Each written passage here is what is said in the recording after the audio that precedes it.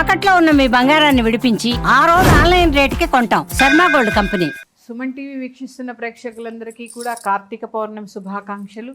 యాదేవి సర్వభూతేషు లక్ష్మీ రూపేణ సంస్థిత. నమస్తశ్యే నమస్తశ్యే నమస్తశ్యే నమో నమః.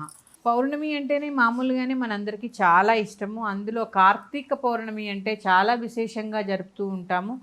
చంద్రుడికి కృత్తికా నక్షత్రం చాలా దగ్గరగా ఉన్న రోజు కాబట్టి దీన్ని కార్తీక మాసమని, అలాగే కార్తీక పౌర్ణమని కూడా మనం చెప్పుకుంటూ ఉంటాం. అసలు దేవాలయాలన్నీ కూడా కిటకిటలాడిపోతూ ఉంటాయి ఈ కార్తీక పౌర్ణమి రోజు. ప్రత్యేకించి జన్మజాతకంలో ఎవరికైనా చంద్రుడు హీనంగా ఉంటే ఈ కార్తీక పౌర్ణమి పూజా విధానం జరుపుకోవడం వల్ల చంద్రుడి యొక్క కృప లభిస్తుందని కూడా చెప్తూ ఉంటారు. అలాగే జ్వాలాతోరణం చేస్తూ ఉంటారు శివాలయాల దగ్గర. అంటే చూడండి, ఒక 2 స్తంభాలు నాటి గడ్డి పైన కట్టి వాటికి నిప్పు పెట్టి చాలామంది దాని కింద నుంచి ఒకసారి 2 సార్లు నడిచి వస్తూ ఉంటారు. దీన్ని జ్వాలాతోరణం అంటారు. ఇది గరళాన్ని మింగిన శివుడు, అమ్మవారు చెప్తారనమాట, ఏం కాదు మీరు ఆ గరళాన్ని మింగండి అని చెప్పినప్పుడు ఆయన స్వామివారు గరళాన్ని మింగుతారు.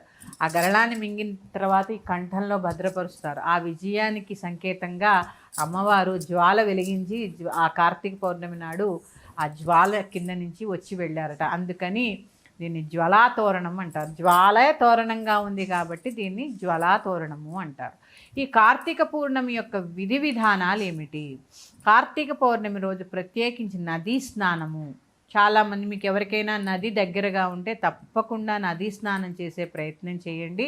లేని పక్షంలో సూర్యోదయాత్ పూర్వమే లేవడము, చక్కగా స్నానాది కార్యక్రమాలు ముగించుకోవడము, బ్రాహ్మీ ముహూర్త సమయంలోనే తులసి కోట దగ్గర పూజ చేసుకొని 365 ఒత్తులు చక్కగా వెలిగించడము ఉదయం.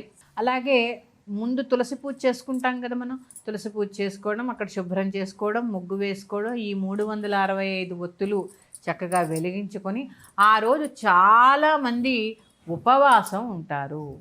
ఉపవాసం అంటే నేను మళ్ళీ చెప్తున్నాను, ఒక పండో ఫలమో తీసుకోండి, చక్కగా భగవంతుడి ధ్యానంలో చక్కగా ఓ పంచాక్షరి మంత్రమో లేదా అష్టాక్షరి మంత్రాన్నో చక్కగా ఆ మననం చేసుకుంటూ ఆ ఉపవాసాన్ని పూర్తి చేయండి. అంతే తప్ప ఆహారం మీద ఎక్కువ శ్రద్ధ పెట్టకుండా, కార్తీక పురాణం చదువుతూ ఉంటాం కాబట్టి ఎలాగా ఈరోజు ఉపవాసం చేసి కార్తీక పురాణాన్ని కనుక మనం వింటే మన పాపరాశి అంతా కరిగిపోతుందని కూడా చెప్తూ ఉంటారు. ఇక ఉపవాసం ఉంటాం. చాలామంది సాయంత్రం దాకా ఉపవాసం ఉండి నక్షత్ర దర్శనం చేసుకొని భోజనం చేస్తూ ఉంటారు. కొంతమంది పూర్తి ఉపవాసం ఉంటారు. అది వారి వారి ధర్మాలని బట్టి చేస్తూ ఉంటారు. ఈరోజు ప్రత్యేకంగా శివకేశవులకి భేదం చూపకుండా చక్కగా కార్తీక పౌర్ణమి నాడు సాయంత్రం వరకు ఉపవాసం ఉండి సత్యనారాయణ వ్రతం చేసుకుంటూ ఉంటారు. చాలా ప్రాంతాల్లో ఇది చేస్తూ ఉంటారు. ఇక ఇంకా విశేషంగా కార్తీక పౌర్ణమి రోజు ఉపవసించి సాయంత్రం చంద్రోదయం జరిగిన తర్వాత వెండి పళ్ళెంలో పాలు పోసి అది చంద్రుడి యొక్క కాంతి పడేలా పెట్టి లలితా సహస్రనామ పారాయణ చేయడం ద్వారా విశేషమైనటువంటి ఫలితం ఉంటుంది. చాలా విశేషం ఉంటుందమ్మా. ఎందుకంటే శరత్ పూర్ణిమ నుంచి ఈ కార్తీక పౌర్ణమి దాకా ఒక వ్రతంలాగా చేస్తూ ఉంటాం. మన దసరాలు అయ్యాయి కదా, ఆ ఆశ్వీజ పౌర్ణమి నుంచి, అదే శరత్ పూర్ణిమ నుంచి, దాన్నే కోజాగిరి పౌర్ణమి అంటారు. ఆ కోజాగిరి పౌర్ణమి నుంచి ఈ పౌర్ణమి వరకు కూడా ఒక దీక్షలాగా చేస్తూ ఉంటాం.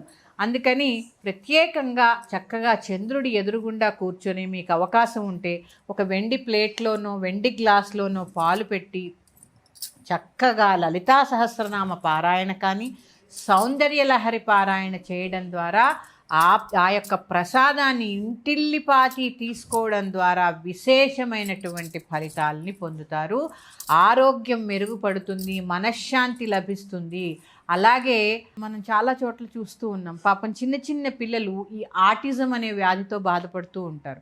అలాంటి వారికి చక్కగా ప్రతి పౌర్ణమికి, కార్తీక పౌర్ణమి రోజు మొదలుపెట్టి ప్రతి పౌర్ణమికి ఆ వెన్నెలలో పాలు పెట్టి లలితా సహస్రనామము అలాగే సౌందర్యలహరి పారాయణ చేసి ఆ పాలని పిల్లలకి తాగించడం ద్వారా చాలా వరకు ఈ వ్యాధి నయమవుతుందని కూడా చెప్తూ ఉంటారు. ఎందుకంటే చంద్రమా మనసో జాతః, పౌర్ణమికి ప్రత్యేకమైనటువంటి రోజు ప్రతి పౌర్ణిమ, పైగా కార్తీక మాసం చాలా విశేషము.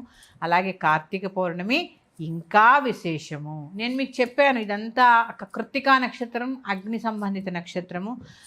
అలాగే అరుణాచలేశ్వరుని తలుచుకోవడము, ప్రత్యేకంగా కార్తీక పౌర్ణమి రోజు రుద్రాభిషేకం చేయడం ద్వారా కూడా సమస్త పాపములు కూడా నశించి మొత్తం సంపదంతా కూడా శివాధీనం.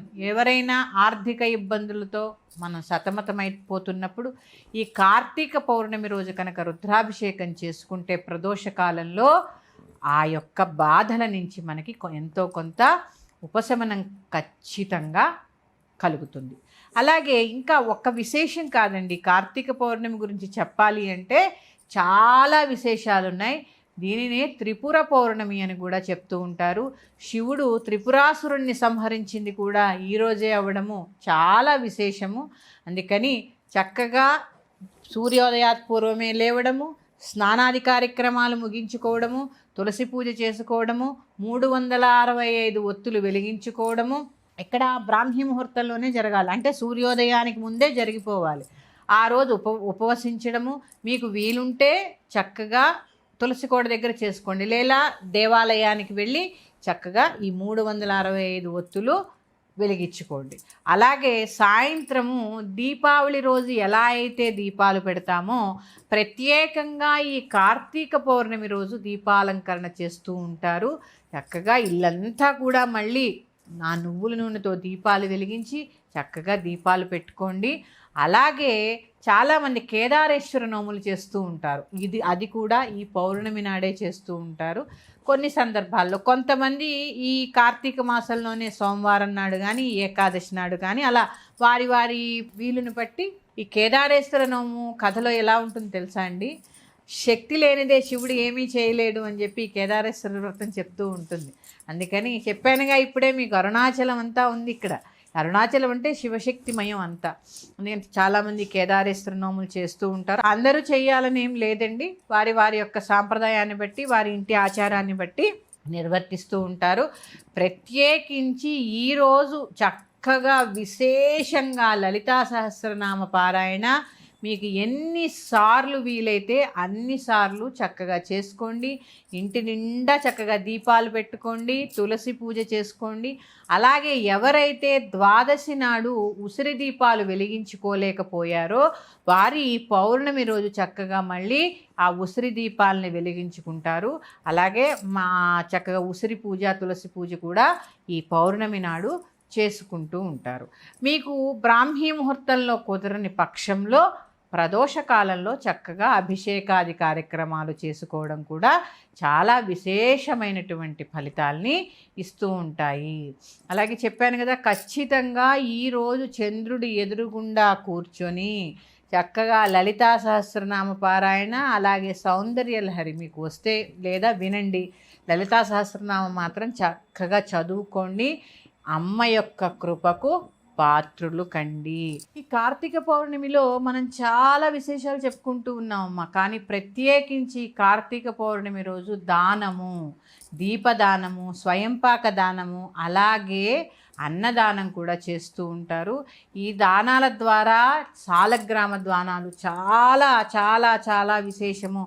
ఈ యొక్క దీపదానము, ఉసిరి దీపదానాలు చక్కగా బ్రాహ్మణుడికి చక్కగా స్వయంపాకము, వస్త్రదానము ఇవన్నీ చేయడం ద్వారా ఉపవసించి దానం చేసి చక్కగా లలితా సహస్రనామ పారాయణ చేసుకుని శివాభిషేకం చేసుకుని ఆ ప్రసాదాన్ని నివేదించి భోంచేయడం ద్వారా సకల పాపరాశి కరిగి మనకుండే కర్మలన్నీ, పాపరాశి అంటే చాలా వరకు కర్మ కరిగిపోయి ఆ యొక్క భగవంతుడి యొక్క కృపకి తప్పకుండా మనం పాత్రులమవుతాము.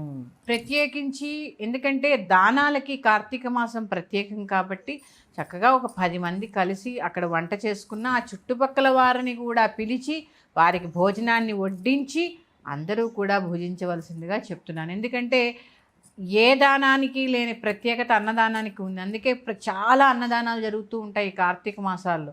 చక్కగా అన్నం పక్క వాళ్ళకి పెట్టి అక్కడ ఎవరైనా ఉంటే కనీసం ఒకళ్ళిద్దరినైనా పిలిచి ఆ భోజనం వండిన పదార్థాలు వడ్డన చేసి మీరు భుజించడం ద్వారా చక్కటి దినదినాభివృద్ధి అంటారు చూసారా, అలాగే ఆ లక్ష్మీనారాయణ కృపతోటి చక్కటి సంపద, ఆ యొక్క ధాత్రి వృక్షం దగ్గర కూర్చుని భుజించడం వల్ల చక్కటి ఆరోగ్యము ఇవన్నీ కూడా లభిస్తాయి. మరి యొక్క అంశంతో మీ ముందుకు వస్తాను. శ్రీమాత్రే నమః. స్వస్తి.